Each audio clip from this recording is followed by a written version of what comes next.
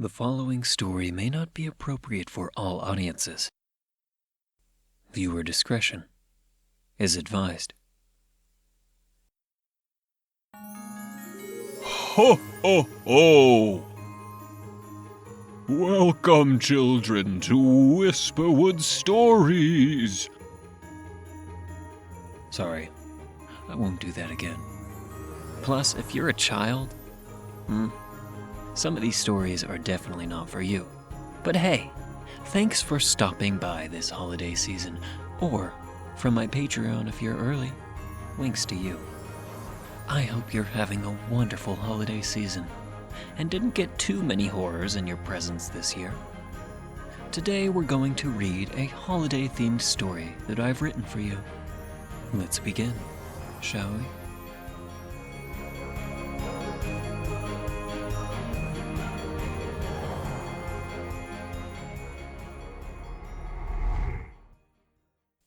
The Christmas Crook. Yes! The handheld console rang out a satisfying tune as I beat my high score. I pumped my fist where I sat in my bedroom, smiling with triumph. I had been trying to beat my high score ever since Christmas break had started. What can I say? My previous score was quite high. Really, these games were one of the only things that kept me sane in this house. That, my phone, and a drawing. My parents didn't know I had the gaming console, of course. There would be all sorts of questions as we, let alone I, could never afford such a thing. I had been really good though, which meant I might be able to ask. A sudden knock at my bedroom door made my blood freeze. My scared reflex caused me to throw the console under my bed and stand in a breath. I heard the console hit something hard, and the sound it made had my eyes widening. That was when my door opened. "Abby, dinner's ready, hon." My mom paused when she took in my distress. "What's that look? Is everything okay in here?" "Oh, it's nothing. You just surprised me." I bumped my foot. Ooh, ah. Mom studied me as I made an attempt at fake pain. "Were you just sitting on the floor all afternoon in your cat pajamas?" she said. Kind of." Mom shook her head and sighed. "Well, come on then." I followed her out of the room, hoping to God that I hadn't broken anything. I only just remembered to give myself a slight limp. Our beige living room / open kitchen smelled like oven-baked leftovers. Our house was simple. All of our furniture items were hand-me-downs, including our somewhat small Christmas tree that sagged with the weight of its dangerously jagged topper. There were a few presents under the tree, as Mom and Dad no longer bothered to wait until tomorrow night to sneak them out. That's okay though. I knew Santa's helper would be bringing even more presents then, the night of Christmas Eve. Some of my friends at school made fun of me for still believing in Santa and his helpers. They said I was way too old to think that. I made the mistake of telling them when we went to the mall last week. How could I not believe, though? I'd met his helpers with my own eyes, seeing great happiness come from their gifts. I know that some presents come from my parents, just not all of them. My dad sat on our throw-up-colored corduroy couch in the living room, watching a news segment on our decade-behind television. The Christmas Crook, as they've been called in previous years. Police ready themselves for yet another round of thefts, as tomorrow is the anniversary of the first two incidents.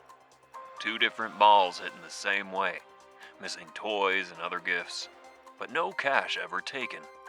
Regina is currently at the sheriff's department, where Sheriff Johnson has some advice for worried citizens. Regina? Why can't they just catch the guy already if it's such a problem? My dad mumbled at the TV. The screen shifted to a different scene. "That's right, Roger. I'm here now with our lovely sheriff, Sheriff Johnson. What precautions does the police force recommend our viewers take this holiday season?" The sheriff leaned awkwardly to reach Regina's height of the mic. In regards to this dangerous criminal, We hope anyone with a tip will call in. We're doing our best to catch them red-handed this year. The rules are simple, really. Keep your doors locked, report any strange activity, but most importantly, have happy holidays. Thank you, Sheriff Johnson. If this theft occurs again, this will be the third year in a row that this criminal has run free. How has such a dangerous criminal managed to evade police capture for so long? Why not get help from outside officials? The sheriff eyed the reporter inside. Look, we're a small town, as you well know, Miss Jensen. Jurisdiction is a thing we have to consider. In the grand scope of the law, this is seen as a pretty trivial matter. Christmas season is just a time where several types of crime rise nationwide. That's the fact. Taking advice is one thing, James, but can you turn that off? Abby's here for dinner, Mom said. Dad lowered his newspaper and glanced backwards, seeing where we stood.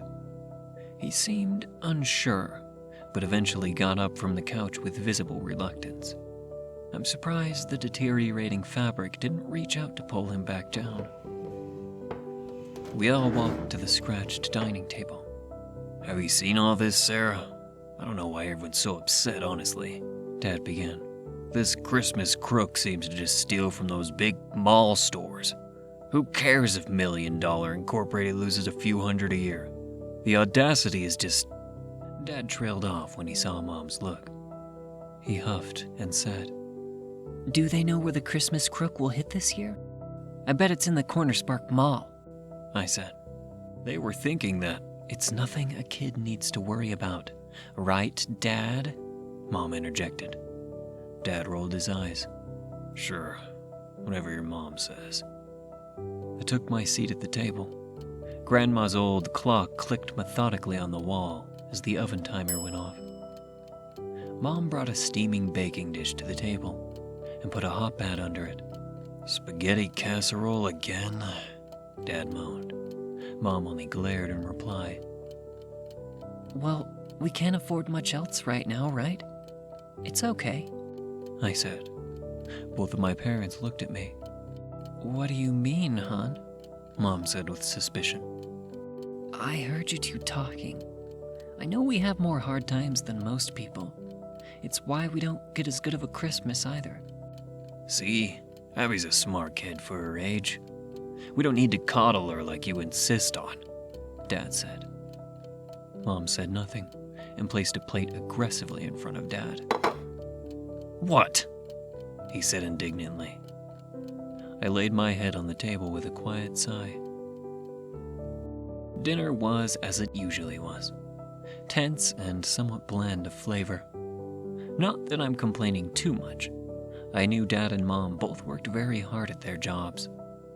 The worst part was seeing their faces as they glared at one another. They would probably fight when they thought I was asleep. After dinner, I went to my room. Their arguing did eventually start. To distract myself, I pulled the console from under my bed and inspected it with a wince. As was always my luck, it was bad. The console had hit a dumbbell I'd stowed under my bed, which made me curse my strange workout phase in 6th grade. Luckily, it didn't completely shatter the screen, but combine that with one of the controllers being jammed, the whole thing was unplayable. I sighed again, hid the broken console, and listened to the yelling as I drew cats in my journal. You don't need to coddle. Christmas season was always a high-tension time. It would be even worse after we came home from Grandma's. My comfort, though, is that it would be better after that. Santa's helper always made sure of it.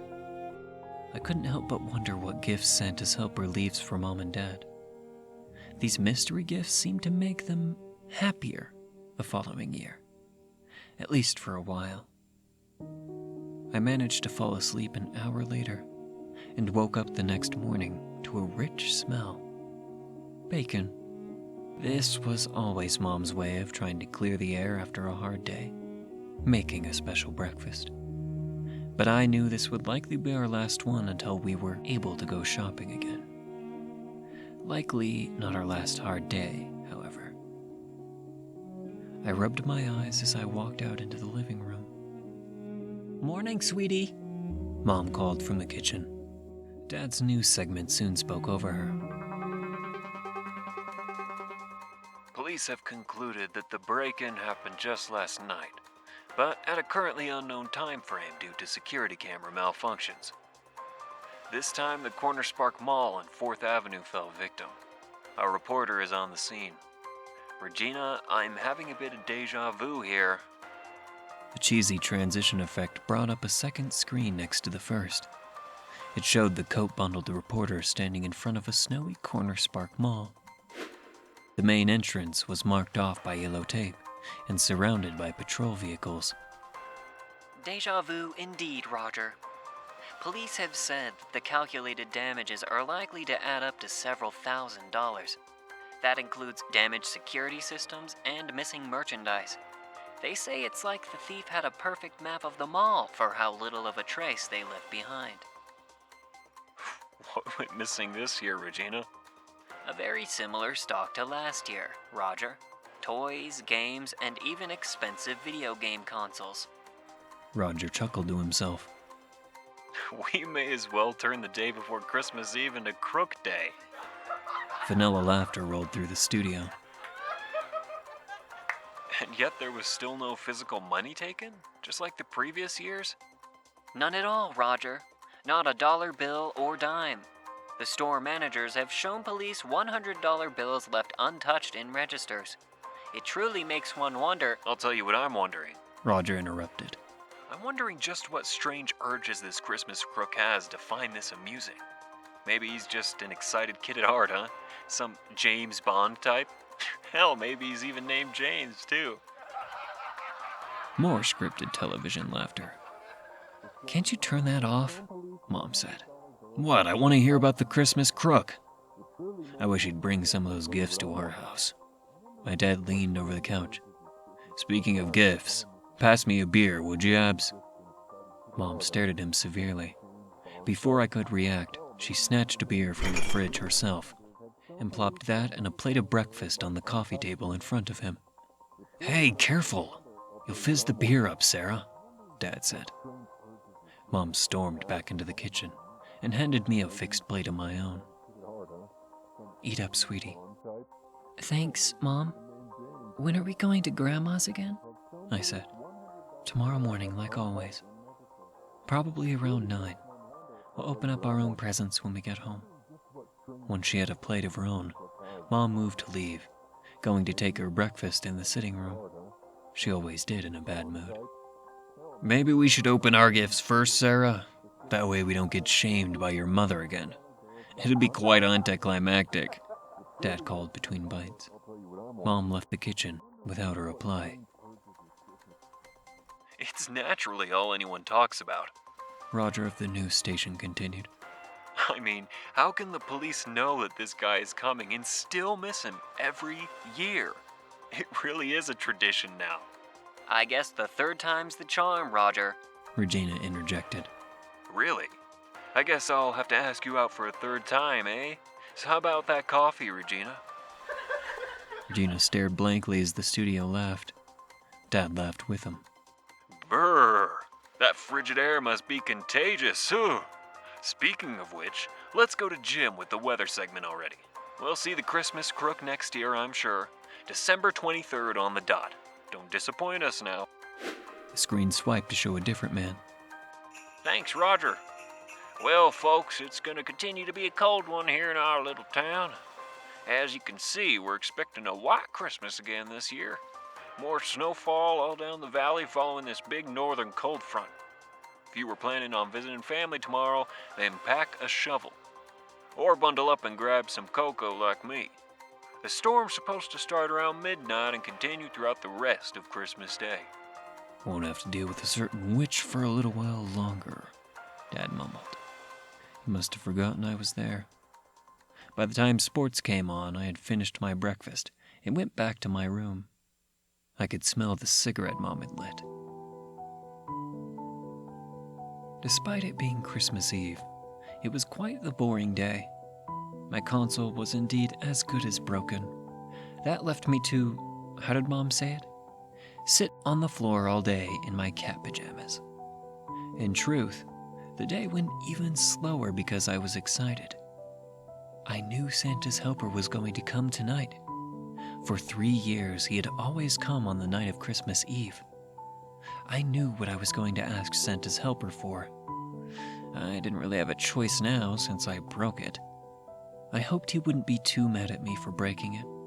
I had managed to hide it from my parents for the entire year like he asked, making sure that Mom and Dad didn't know I had it. Maybe that would smooth over any offense. We had casserole leftovers for lunch and dinner that day. Mom and Dad stayed away from each other, but that was easy for Mom to do since Dad was always in the living room. My bedroom door opened around 8. "Hey, Ab, are you ready and excited for tomorrow?" Mom said, but her smile was more tired than excited. She smelled like tobacco. "Yep, all ready." "Good. Just make sure to pack enough clothes and don't stay up on your phone too late, okay? Early morning tomorrow." "Sure thing, Mom." I got ready for bed soon, though Dad didn't stay up super late. He always did when he had time off. I eventually did hear his clomping steps, though, while I laid in bed. By midnight, all of the sound and lights throughout the house were quiet. I snuck out of my room and sat where Dad usually sits on the couch. The Christmas tree was on. I kept the rest of the lights off, though, as I didn't want to wake my parents. All that kept me company was the ticking of Grandma's clock while I waited with a smile. Pretty soon, that storm the news mentioned started up. Breezy wind and flaky snow. Almost exactly when Grandma's clock chimed 1 in the morning, I heard soft thuds on the roof above me. Footsteps. They trailed slowly across the living room until they reached the rain gutter at the front of the house. I dashed to the Christmas tree. I took the plug out, turning off the rainbow lights, then plugged it back in. It flashed on and off in a slow rhythm. I saw a dark lump fall from the rooftop.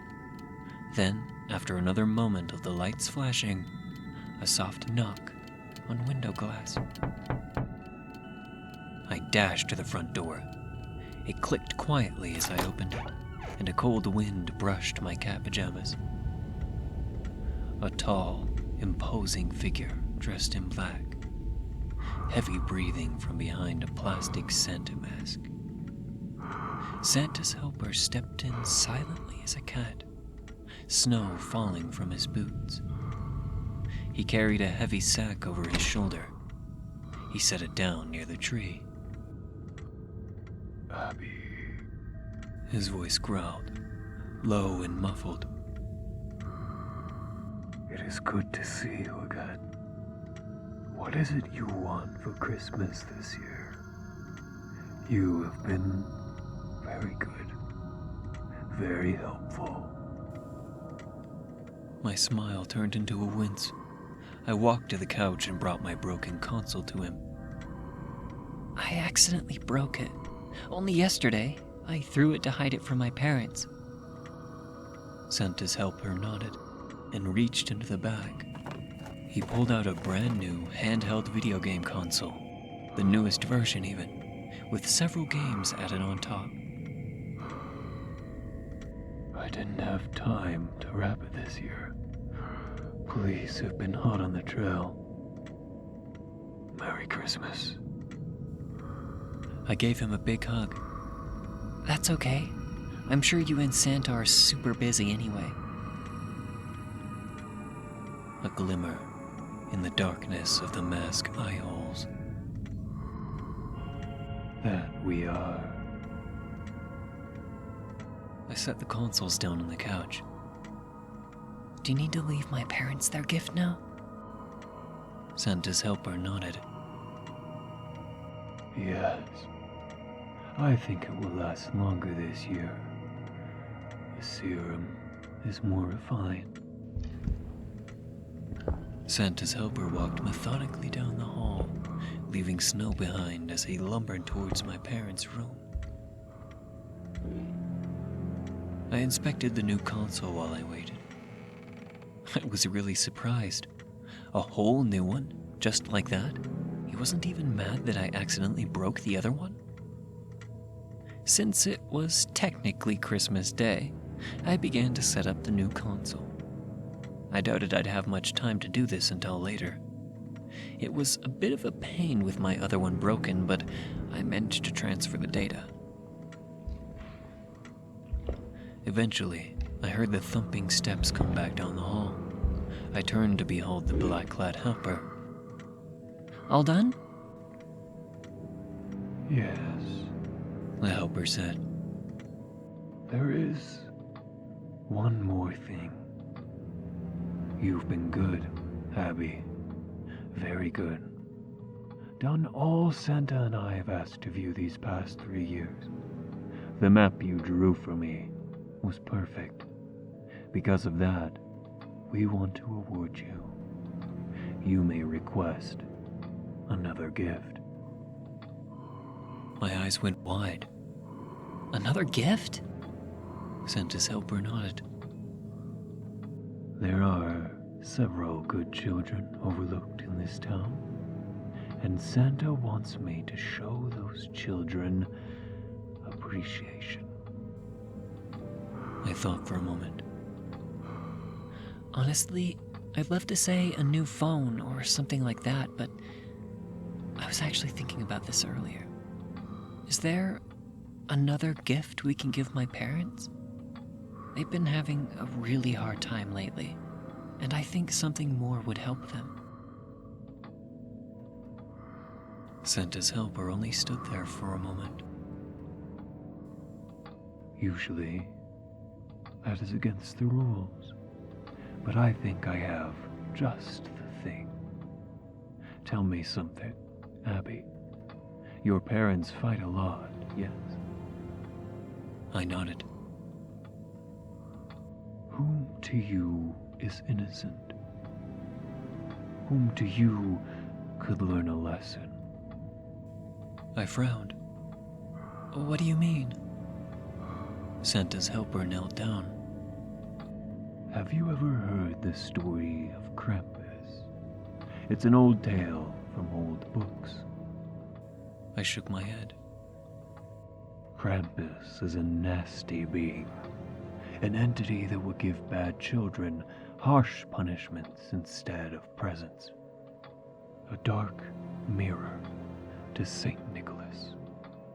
Those punishments seemed cruel at first, but as those children grew, they came to understand that it was the greatest gift of all.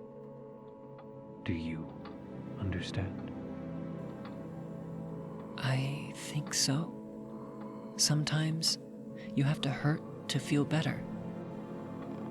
A groaning creak like smiling tendons.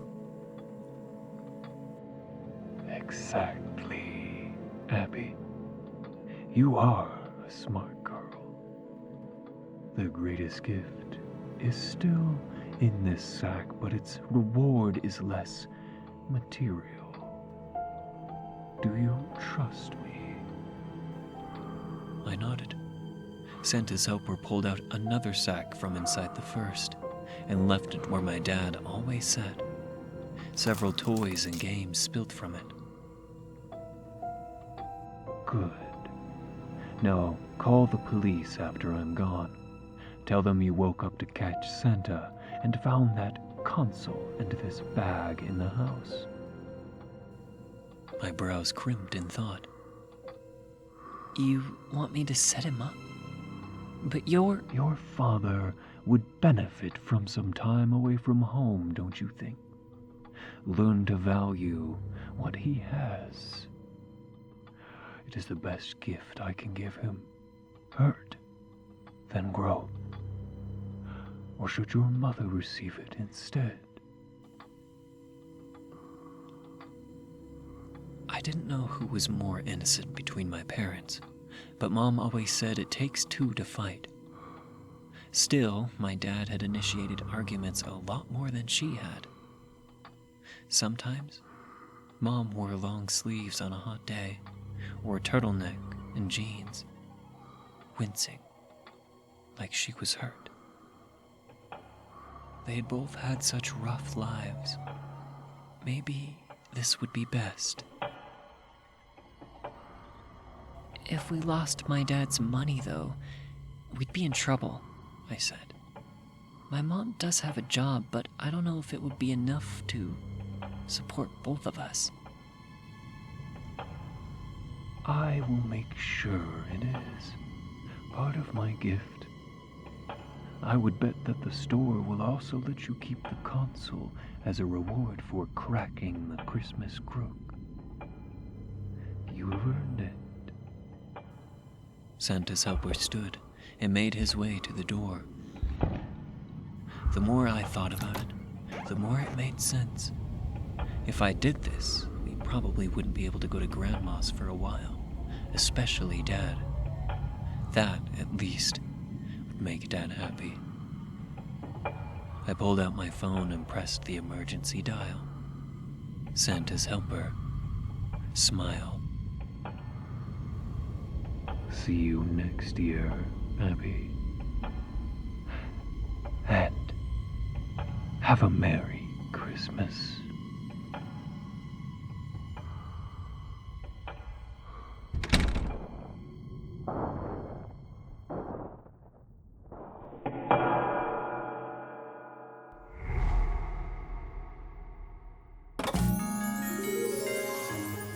Thank you for listening to Whisperwood Stories. If you enjoyed, don't forget to comment, like, and subscribe down below. Do you have a story that you'd like me to read here? Consider commenting or sending it to whisperwoodsubmissions@gmail.com. The story in this video was read with the author's permission. Merry Christmas! Want to support me? Check the link below where you can leave a tip if you wish. But if you're already a patron, thank you so much. And remember, don't let the shadows get too close.